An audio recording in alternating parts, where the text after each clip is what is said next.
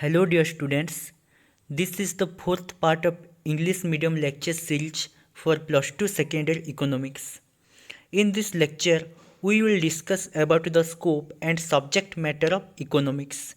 If you have not watched our previous lectures, then just go through it for a better understanding of this part.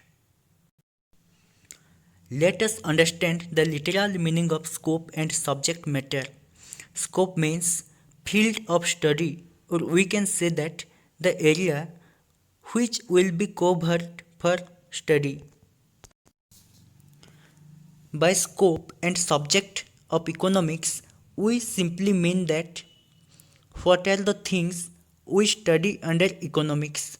The scope of economics is a broad subject and encompasses not only its subject matter but also various other things like scientific nature, its ability to pass value judgment, and to suggest solutions to practical problems. Scope distinguishes a discipline from other disciplines. Scope is not fixed. It changes with the change of time and change of human activities. The scope of economics changes with the change in human wants and passage of time. The scope of economics includes the following things: consumption, production, exchange, and distribution.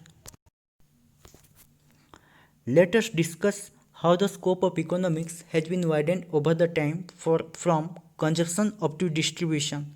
In the primitive simple economy, man was living in the forest, collecting fruits and hunting wild animals for the provision of food.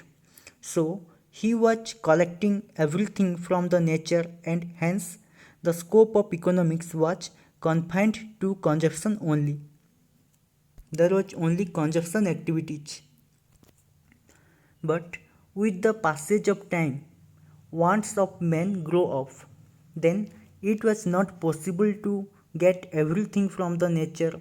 So he learned the art of agriculture and started producing the needed goods. In this way, production is also involved under the scope of economics. Again, the human wants expanded over the time. Now it was not possible to fulfill all the wants from self production. He started producing something and for the rest depend on others. For example, Ram produced rice, consume himself, and after that he sell the surplus rice to get wheat from another producer, say Govind. This gave birth to exchange. Let us understand what is distribution. To understand distribution, we have to know that there are four factors of production: land, labor, capital, and organization. So production takes place with the cooperation of all the factors. In primitive society, there was only one main business, but in modern economy, the production activities are specialized. It involves four types of agents. The owner of land is landlord, the owner of labor is worker or laborer, the owner of capital is capitalist, and the owner of enterprise is entrepreneur. And all the income which is generated from production is distributed among them as rent to land, wage to laborer, interest to capitalist, and profit or loss to enterprise. So, in this way, the scope of economics widened over the time to include production, exchange, and distribution activities. In the next slide, we will discuss about the subject matter of economics. All the economic activities arises from human wants. To fulfill them, we put some effort, we work and produce something. But wants are never ending, they are unlimited. It arises again and again. we produce to satisfy it again. It is a cyclical process involved in the subject matter of economics. For example, you purchase a mobile phone now. Your want for a mobile phone is satisfied for temporary period, but after 1 year, it may again arise with the launch of a latest model of mobile phone with some extra features. Or you may need a laptop in the next year. So wants are never ending, which need effort to be satisfied. Hence, wants, effort, and satisfaction are the subject matter of economics. There are two types of approach to the subject matters of economics. First one is the traditional approach and second one is the modern approach. The traditional approach, according to the traditional approach, the subject matter of economics is the continuous circle of unlimited wants, efforts and satisfaction. So, the subject matter of economics includes the following things.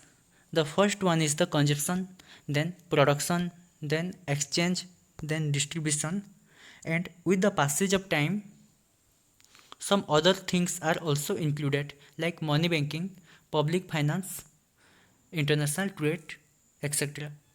Let us discuss all these things one by one.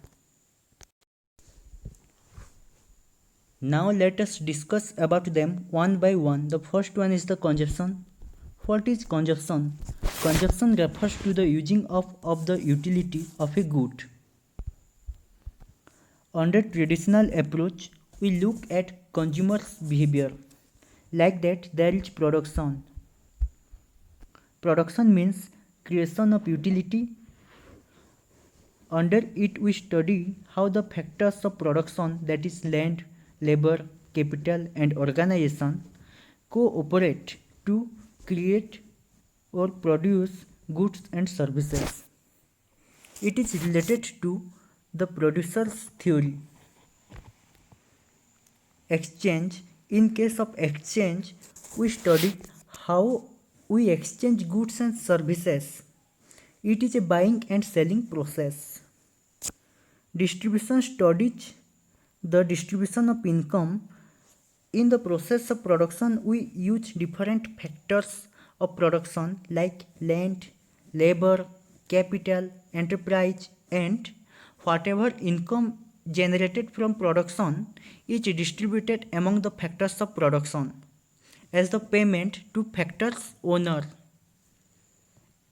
After that, with the time, the scope of economics involved money and banking. Initially, there was barter economy system where one good is exchanged against another good. It includes lots of problems which give rise to the invention of money. Money is a standard means of exchange and measure of value. Money then leads to creation of banks which accepts money as their deposits from those who have surplus of money, and banks lend money as loans to the needy persons. The sixth one is the public finance, which is most important. This section is related to how government earns and spends in the economy. Here we study about national income, taxation, revenue, government expenditure and different government policies. The next one is the international trade, like exchange of commodities between individuals over the time. Exchange of the commodities between countries has been started. So, international trade has been included under the subject matter of economics. A country produces that goods in which it is more comfortable and export it to other country and import the goods in which it is less comfortable to produce. So, international trade is always beneficial. It means the traditional approach to economy involved above 7 sections that is consumption, production, exchange, distribution, money and banking, public finance and international trade. Now let us move to the next slide.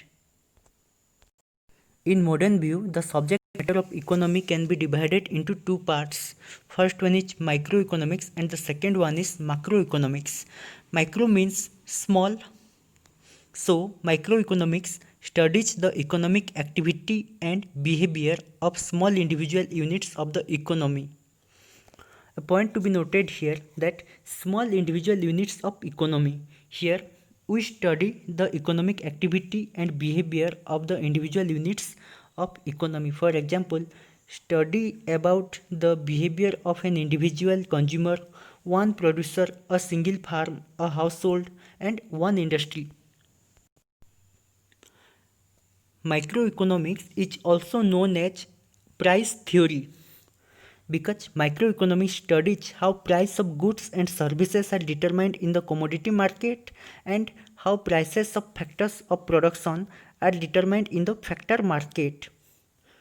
The prices are determined in the market through demand and supply forces, which we will study later. There are a lot of consumer, producer, industry, farm, etc. If we study about only one unit, it is microeconomics. If we study them aggregately, it is called as macroeconomics. Macro means large, so macroeconomics is a branch of economics dealing with the performance, structure, behavior, and decision making of an economy as a whole. Rather than individual markets.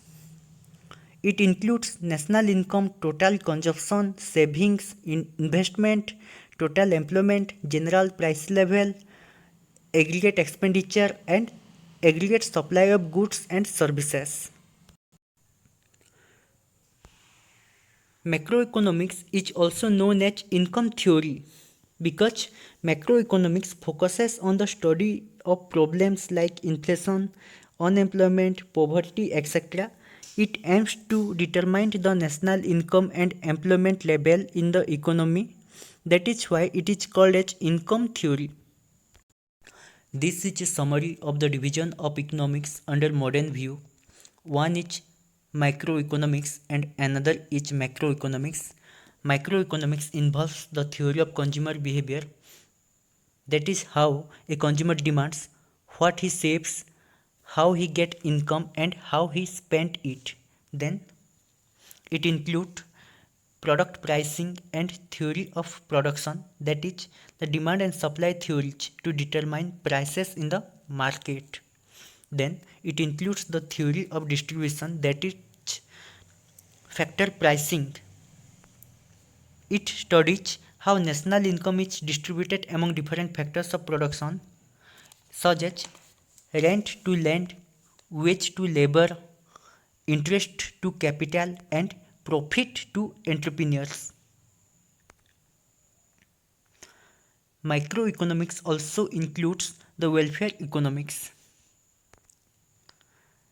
The macroeconomics include theory of income and employment, theory of general price level, whereas microeconomics include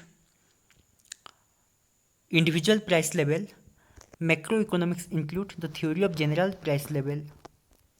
Then macroeconomics includes theory of economic growth and theory of international trade. Also it includes public finance.